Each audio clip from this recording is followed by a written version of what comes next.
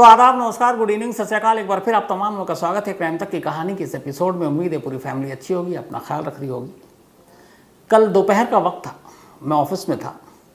अचानक एक फ़ोन आया और फ़ोन पे जो सामने शख्स था उसने कहा कि दिल्ली में हूँ और मेरे पास सिर्फ आधा घंटा है और आपसे मिलना है। अब वक्त कम, एक तो ट्रैफिक, हालांकि उस वक्त नसीब अच्छा था, दोपहर का वक्त था, 3:30-4 बज रहे होंगे। तो मैंने कहा पहुँचता हूँ, क्योंकि मुझे मालूम था कि इस सिलसिले में मुलाकात होगी।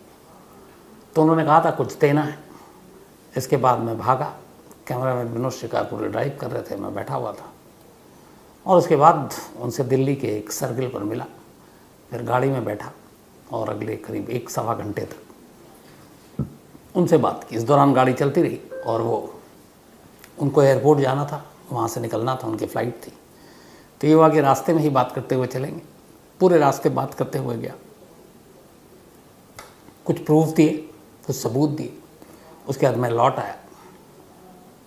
फिर मैंने वो, चूँकि बहुत सारी चीज़ें थी उसको पढ़ना शुरू किया और आज वही कहानी आपके सामने रखूँगा। 2 अक्टूबर 2021 शाहरुख खान के बेटे आर्यन खान को मुंबई में एक टिप ऑफ पे गिरफ्तार किया गया, साथ में और 8 लोगों को। और इसके बाद करीब 28 दिन तक आर्यन खान जेल में रहा। अब सवाल ये है कि आर्यन खान को 28 दिनों तक जेल में जो रखा गया, ये अनजाने में हुआ, कोर्ट की वजह से हुआ, या फिर कुछ टॉप ऑफिशियल और टॉप अफसर थे एनसीबी यानी नारकोटिक्स कंट्रोल ब्यूरो के, उनकी वजह से हुआ। तो आज मैं जो कुछ कहूँगा ये नहीं कहूँगा कि ऐसा सुना, ऐसा कहा, हवा में कहा। 2 अक्टूबर की रात से लेकर अगले 8-9 बल्कि 10-11 अक्टूबर तक एनसीबी के 5 बड़े अफसरों के बीच व्हाट्सएप चैट चल रहा था इसी आर्यन केस को लेकर। बाकी 8 के बारे में उस चैट में कहीं जिक्र नहीं है कि कौन और क्या है, सिर्फ आर्यन खान को लेकर। और व्हाट्सएप चैट एक बहुत पुख्ता सबूत है कि आर्यन खान की गिरफ्तारी के बाद अगले 3-4-5 दिन तक हुआ क्या था, और उसी व्हाट्सएप चैट में पूरी कहानी है। तो व्हाट्सएप चैट इस वक्त मेरे पास है, कुछ हिस्सा पेपर में है, और वही कहानी अब आपको उस चैट्स के थ्रू आपको सुनाऊंगा कि आखिर जिस मामले में आर्यन खान को शायद जितने भी एक्सपर्ट्स हैं नारकोटिक्स के, एनडीपीएस एक्ट के, उनका कहना है 24 घंटे के अंदर बाहर आ जाना चाहिए, वो 28 दिनों तक एनसीबी की हिरासत या फिर ऑर्थर रोड जेल में क्यों रहा। तो क्यों रहा, अगर इसको एक लाइन में समअप करूं तो उसकी एक वजह है कि जैसे ही एनसीबी के टॉप अफसरों को पता चला कि पकड़े जाने वालों में से एक का नाम आर्यन खान है और उसके बाप का नाम शाहरुख खान है, तो उन्हें लगा एक बड़ी मछली उनके जाल में फंस गई और अब इस मछली को जाल से निकालने की कीमत वसूलेंगे। और यहीं से ये कहानी शुरू होती है।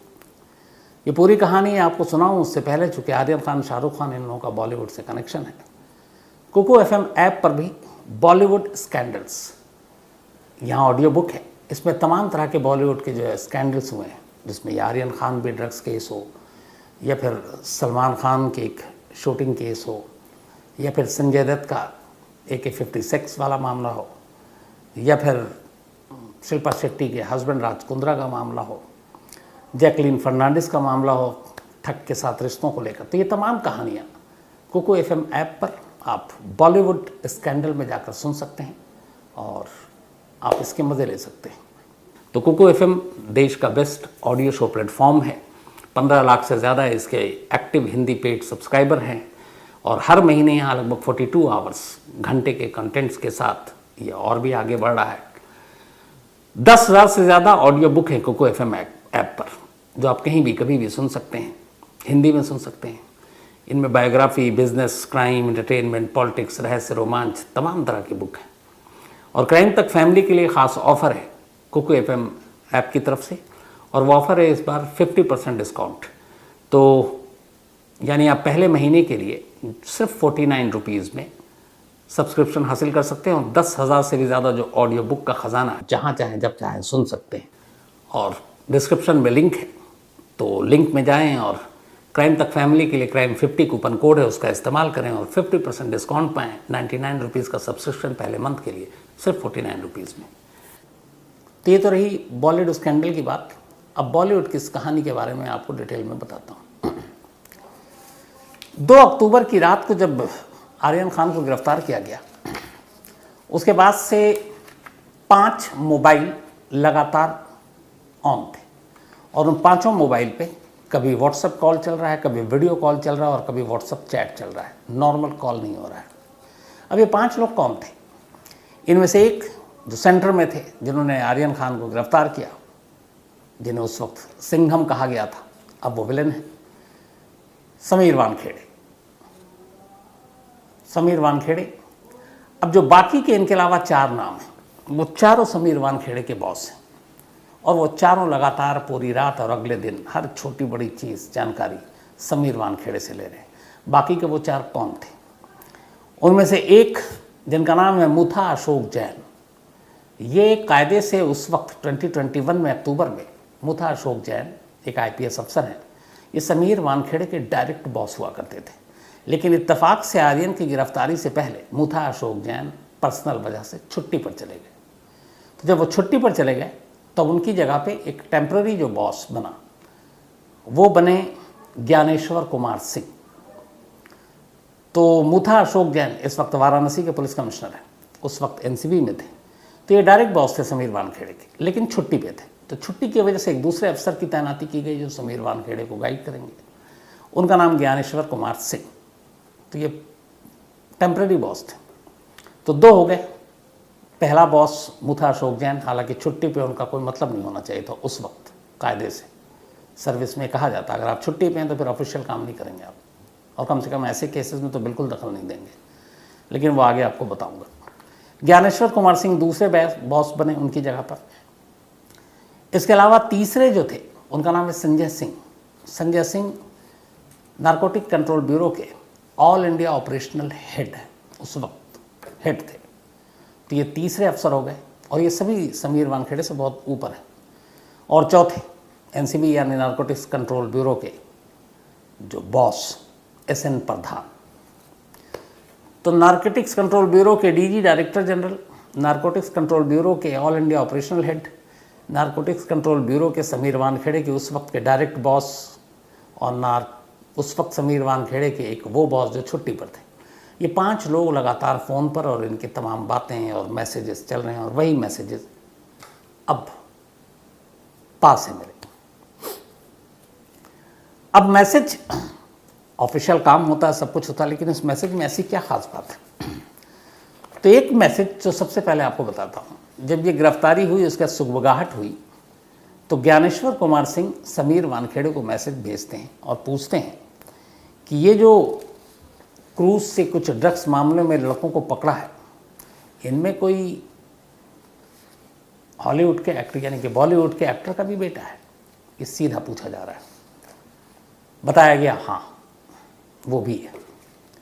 अब इसके बाद गिरफ्तारी शो कर दी। वो कह रहे हैं अभी इतनी जल्दी क्या, अभी तो अरेस्ट मोमो बनेगा, ये सारी चीज़ें हो रही हैं। अब उधर DG साहब को भी इन्फॉर्मेशन दे दी गई। इधर जो छुट्टी पे हैं मुथा अशोक जैन, वो भी अब जाग चुके हैं, क्योंकि हर एक को ये था कि अब आर्यन खान गिरफ्त में आया NCB के, बड़ा मामला है, बड़ी मछली है। अब ये सारी चीज़ें हो रही हैं। अब क्या हुआ, आर्यन खान को रात को रखा गया, उसके बाद उसके पास से प्रदर्शन से कोई ड्रग्स मिला नहीं था। अरबाज जो है उसका दोस्त, उसके पास से मिला था। समीर वानखेड़े को ये पता था कि बहुत ज़्यादा दिनों तक अदालत में इसको रोक नहीं पाएंगे और आर्यन को जुडिशल कस्टडी और फिर बेल आसानी से मिल जाएगी 24 घंटे में। और इसीलिए पहले दिन यानी 3 अक्टूबर को कोर्ट में पेश किया सुबह, और 1 दिन की सिर्फ पुलिस हिरासत मांगी, क्योंकि इतना बड़ा केस नहीं था, बहुत छोटा सा केस था। 1 दिन की पुलिस हिरासत अदालत ने दे दी। उसे 1 दिन में पूछताछ की। 1 दिन के पूछताछ के बाद अब 4 तारीख आने वाला, 2 को अरेस्ट हुआ, 3 को पेशी हुई और 4 को पुलिस हिरासत खत्म हो रही है। 4 तारीख की सुबह समीर वानखेड़े ने अपने वकील के साथ प्लान बनाया, और उसमें यह था कि आज कोर्ट में जब पेश करेंगे तो अब आर्यन खान की पुलिस कस्टडी नहीं मांगेंगे, जितनी पूछताछ होनी थी हो गई, अब उसको जुडिशल कस्टडी में भेज देंगे। यानी अगर NCB नहीं मांगी और वो जुडिशियल कस्टडी में गया तो हाथों हाथ फिर बेल। तो 4 अक्टूबर को ही आर्यन खान को बाहर आ जाना था जमानत पर। अब ये सारी बातें समीर वानखेड़े ने अपने सीनियर अफसरों को तमाम व्हाट्सएप मैसेज पे भेजा कि आज इन लोगों को हम पहले मेडिकल के लिए ले जाएंगे, मेडिकल के बाद कोर्ट में ले जाएंगे और कोर्ट में ले जाने के बाद हम इन लोगों की जुडिशियल कस्टडी में भेज देंगे, मतलब हम पुलिस रिमांड नहीं मांगेंगे। अब इसके बाद ये कोर्ट पहुंच गया, सुबह करीब 11 बजे का वक्त होगा। कोर्ट में जाने के बाद अब अचानक समीर वानखेड़े के मोबाइल पर इनके वो बॉस जो उस वक्त छुट्टी पे कायदे से जिनका कोई दखल नहीं होना चाहिए, यानी कि मुथा अशोक जैन, उनके कॉल आने शुरू होते हैं। कोर्ट के अंदर है, शायद भीड़ है, फ़ोन नहीं उठा रहे हैं या सिग्नल कमज़ोर है। 6 मिस कॉल, एक वीडियो कॉल, अब इसके बाद उसमें एक फिर मैसेज पुलिस कॉल।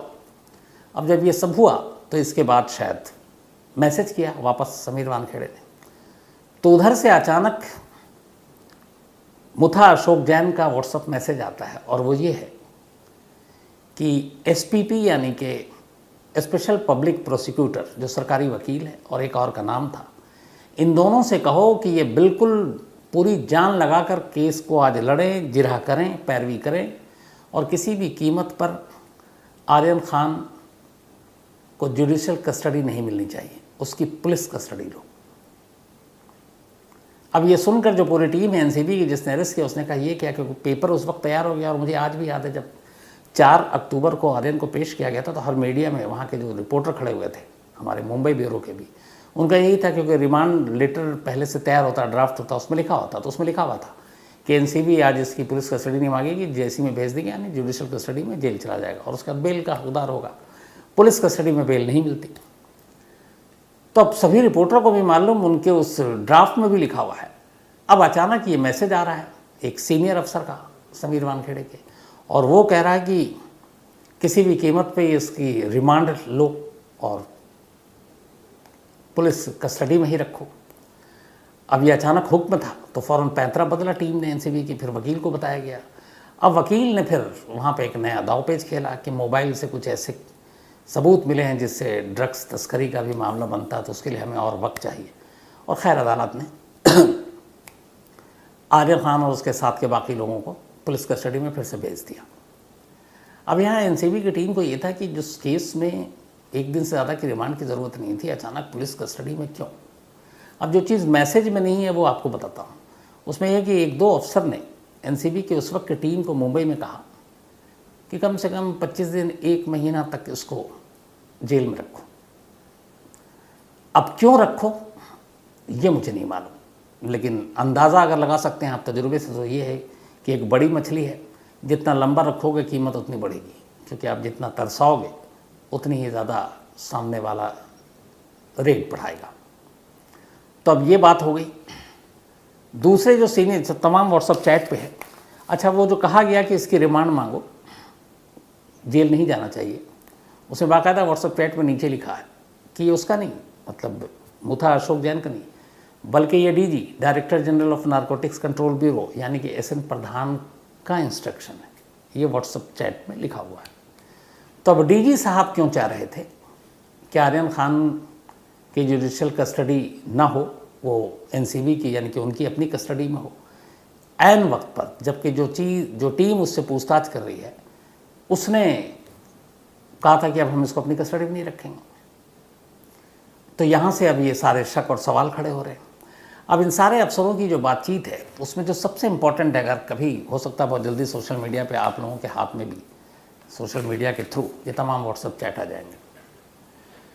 बड़ी हैरानी होती है कि एक 6 ग्राम 8 ग्राम गांजा के साथ जो 8 लड़के पकड़े गए, मतलब ये देश में ऐसी चीज़ें हैं कि मैं आपको सच बताऊं अपने हिसाब से तो न्यूज़ चैनल पर तो ये टिकर पे भी ना चले ऐसी खबर कि 10 ग्राम या 20 ग्राम गांजे के साथ कोई पकड़ा गया है, ये है ही नहीं चलने लायक खबर। लेकिन ऐसी जिसमें 8 ग्राम सिर्फ ड्रग्स पकड़ाया है एक के पास से, और उन 8 में से एक बड़े बाप का बेटा है, मशहूर बाप का बेटा है। आप बाकी छोड़ दीजिए, सिर्फ फ़ोन और उस व्हाट्सएप मैसेज के रिकॉर्ड बताते हैं कि जो एनसीबी के उस वक्त के 5 बड़े टॉप बॉस थे, चाहे समीर वानखेड़े हो, चाहे मुथा अशोक जैन, चाहे ज्ञानेश्वर कुमार सिंह, चाहे संजय सिंह और चाहे एनसीबी के बॉस एसएन प्रधान, अगले 3-4 दिनों तक मुझे लगता है कि शायद ये लोग सोए भी नहीं थे। देर रात तक चैट, देर रात तक बातचीत। अब ये समझ में नहीं आ रहा है कि एक मामूली से केस में, और डायरेक्टर साहब दिल्ली बैठे हुए हैं, ऑल इंडिया ऑपरेशनल हेड भी दिल्ली में होते हैं, तो मुंबई में एक छोटे से मामूली केस के लिए पूरा दिल्ली अलर्ट पे है। दिल्ली से ये हुक्म जा रहे हैं, वहाँ उसकी कस्टडी हो ना हो, इन सब चीज़ों की प्लानिंग हो रही है। तो आखिर इसके पीछे का राज क्या था? अब आप पूछेंगे क्या है, तो चलिए अब आपको असली खबर इसके पीछे की बताता हूँ। मैंने एक दिन कहानी सुनाई थी कि 12 मई को सीबीआई ने समीर वानखेड़े के खिलाफ 25 करोड़ रुपए शाहरुख खान के फैमिली से मांगने के इल्ज़ाम में एफआईआर दर्ज किया। 15 तारीख को बुलाया, 15 तारीख को समीर वानखेड़े गए नहीं वहाँ। दूसरी तारीख दी गई 18, जो आज है। अब ये था कि 18 को गिरफ्तार हो जाएंगे। मैंने आपसे पहले भी कहा था कि समीर वानखेड़े की गिरफ्तारी हो सकती है और शायद होगी भी। तो अब समीर वानखेड़े 15 को तो नहीं पहुँचे, 18 को उनको डर था कि गिरफ्तार हो जाएंगे, तो पहुँच गए दिल्ली हाई कोर्ट। और दिल्ली हाई कोर्ट में उन्होंने क्रिमिनल पिटीशन दाखिल कर दी। क्रिमिनल पिटीशन किसके खिलाफ? अपने ही डिपार्टमेंट के लोगों के खिलाफ। और उसमें जो सबसे बड़ा मोहरा है, जो सबसे बड़ा जिसको मतलब नामजद किया है, वो हैं उस वक्त के उनके direct boss Aryan Khan case के ज्ञानेश्वर कुमार सिंह, उनका नाम है इस क्रिमिनल चार्जशीट में। और उसी चार्जशीट के साथ उन्होंने कोर्ट में वो सारे व्हाट्सएप चैट अपने तमाम बॉसेस के जो आर्यन खान केस के दौरान हुए वो पेश कर दी, वो रख दिए। और उसमें ये सारी बातचीत है, और उसमें ये दिखा रहा है कि कैसे उस 2 अक्टूबर की रात से लेकर अगले जब तक वो एनसीबी की हिरासत में रहा तब तक कैसे लगातार फ़ोन बज रहे हैं, कैसे व्हाट्सएप चैट चल रहा है, कैसे एक एक छोटी छोटी प्लानिंग हो रही है। ये तक व्हाट्सएप चैट में पूछा जा रहा है कि मुंबई से कि तुम्हारे पास कुछ विजुअल हो आर्यन खान की है तो फ़ौरन भेजो। ये पूछा जा रहा है कि क्या हम मीडिया में इसको शेयर कर दें। ये बताया जा रहा है कि देखो एसआरके और उनकी टीम की तरफ से एक प्रोपेगेंडा किया जा रहा है और सोशल मीडिया पे वो ट्रेंड कर रहा है। फिर ये भी बताया जा रहा है कि एनसीबी के अपने जो है वो नंबर 2 पे ऑल इंडिया ट्रेंड हो रहा है। तो ये सारी चीज़ें एक एक चैनल में क्या खबर चल रही है वो भी उस व्हाट्सअप मैसेज के ज़रिए बताया जा रहा है कि अभी ये हो रहा है। नवाब मलिक जब इल्ज़ाम सारे लगा रहा तब भी था कि नवाब मलिक कल प्रेस कॉन्फ्रेंस करने जा रहा है, ये बोलेगा, ये भी बताया जा रहा है। तो अब सवाल है कि एक छोटे से मामले में, एक छोटे से केस में इतनी ज़्यादा मतलब एक्टिवनेस और पूरे बड़े बड़े टॉप बॉक्स लगे हुए हैं। और यहीं पे एक सवाल उठता है कि आज तक कम से कम इतने सालों में, जब से एनसीबी का अब तो खैर नाम सुनने को मिल रहा है सुशांत सिंह राजपूत केस के बाद, वरना कोई जानता भी नहीं था, किसी बड़ी मछली को एनसीबी ने पकड़ा और आपने नाम सुना? अभी हाल में ही था कि कितने हज़ार करोड़ रुपए का ड्रग्स पकड़ाया है। इससे पहले अडानी पोर्ट पे पकड़ाया था, इससे पहले कई बार हज़ार करोड़ों के भी ड्रग्स मिले हैं। लेकिन उन ड्रग्स का इंडिया में मालिक कौन है जिसके पास, मतलब अभी तो जो लेटेस्ट था वो शायद था कि 14,000 या 30,000 करोड़ रुपीस का ड्रग्स पकड़ाया, 2-3 दिन पुरानी बात है, और नेवी ने पकड़ा है। अब ये सोचिए कि मैं एग्जैक्ट भूल रहा हूँ फिगर, लेकिन अगर वो 14,000 करोड़ भी है, 14,000 करोड़, तो 14,000 करोड़ रुपए का ड्रग्स इंडिया में भेजने वाला, और उसको कोई तो रिसीव करेगा, उसकी हैसियत क्या होगी? वो कितना बड़ा आदमी होगा? तो ऐसे किसी बड़े आदमी को तो आज तक मुझे तो कोई एक बड़ा नाम याद नहीं आता कि एनसीबी ने पकड़ा। जितने भी छोटे मोटे पेडलर होते हैं ड्रग्स, जो 50 ग्राम 100 ग्राम 200 ग्राम बेचते हैं, उनको उठा लेते हैं। फिर जब हम उनके बारे में खबर बताते हैं तब तक वो बेल आउट भी हो जाते हैं। लेकिन बड़े आज तक क्यों नहीं पकड़े गए? इस केस से यही अंदाज़ा होता है कि ऐसी चीज़ों में आमतौर पर एनसीबी एक तरह से देखती है कि सामने वाला कितनी बड़ी मछली आया हाथ में, इसको अब जाल से निकालना है, उसकी कीमत तय करो। और 25 करोड़ की जो सौदेबाजी की बात है वो पहली आ चुकी है, उसी के ऊपर सीबीआई ने एफआईआर भी दर्ज किया है। अब उस 25 करोड़ की सौदेबाजी में कौन कौन फंसता है ये उस एफआईआर के बाद है। 22 तारीख तक समीर वानखेड़े की गिरफ्तारी पर दिल्ली हाईकोर्ट ने रोक लगाई है। 22 के बाद क्या होगा? जो क्रॉस क्रिमिनल एफिडेविट दाखिल किया समीर वानखेड़े ने अपने ही एनसीबी के अफसरों के खिलाफ, उसका क्या होगा? तो कुल मिलाकर अगर पिक्चर को देखें तो ये है कि एनसीबी एक दूसरे के सारे राज बाहर कर देगी और सारे गड़े मुर्दे उखड़ेंगे, और साथ ही ये भी पता चलेगा कि 2 अक्टूबर को उस क्रूज के साथ जो लड़के पकड़े गए थे उनकी गिरफ्तारी के पीछे की असली साजिश, असली कहानी थी क्या, और कैसे ये सब कुछ हुआ, कैसे एक आम केस को इतना हाइप दिया गया, कैसे एक आम जिसको बेल आउट हो जाना चाहिए था 24-48 घंटे में, उसको 28 दिन तक जेल में रखा गया, दिल्ली से क्यों हुक्म जा रहा था, ये व्हाट्सअप चैट, ये सारी बातें बताएंगे सच। और ये WhatsApp chat Delhi high court के सामने है इस वक्त, तो दिल्ली हाई कोर्ट भी इसको पढ़ेगी और आने वाले वक्त में इंतज़ार कीजिए आप, इस केस में बड़ी सारी दिलचस्प चीज़ें भी सामने आएंगी। तो ये थी कहानी ख़त्म करूँ उससे पहले वही अपना सिलसिला। आज प्रकाश बिश्नोई, इनका जन्मदिन है, बल्कि सॉरी इनका कल था और मैं भूल गया तो माफ़ी चाहता हूँ। तो belated happy birthday Prakash ji. और राखी ने भेजा है। साथ ही आज फ्रांसिस्का आवारे, इनका भी आज जन्मदिन है, तो हैप्पी बर्थडे फ्रांसिस्का जी। और ये एंजल आवारे जी की मम्मी है। चमकौर सिंह संघेरा, इनका भी आज बर्थडे है, तो हैप्पी बर्थडे चमकौर सिंह जी। और ये के संघेरा जी ने भेजा है, and thank you so much आपके मेल के लिए। इसके अलावा महेश मेहता जी टोरंटो से, थैंक यू सो मच। और बिल्कुल बिटिया को मेरा ज़रूर हाय बोलिएगा, तो हाय हीरा, बल्कि हाय इरा, तुम हमेशा अच्छी रहो, खुश रहो, यही दुआ है। 6 साल की है इरा सिर्फ, और महेश जी के साथ शायद ये भी कहानी सुनती है। Ujjwal Sikhwal, thank you so much आपका। Gaurav Yadav, thank you. और पहले अंदाज़ा नहीं था। Vikas Rajawat, thank you so much. Rohit Kumar, ये शीना बोरा अपडेट, शीना बोरा में कोई अपडेट नहीं है रोहित साहब। जो इंद्रानी मुखर्जी हैं बेल आउट है, उससे पहले पीटर मुखर्जी हैं वो भी बेल आउट हैं। तो मुकदमा अभी ट्रायल कोर्ट में है, फैसला हुआ नहीं, हियरिंग चल रही है।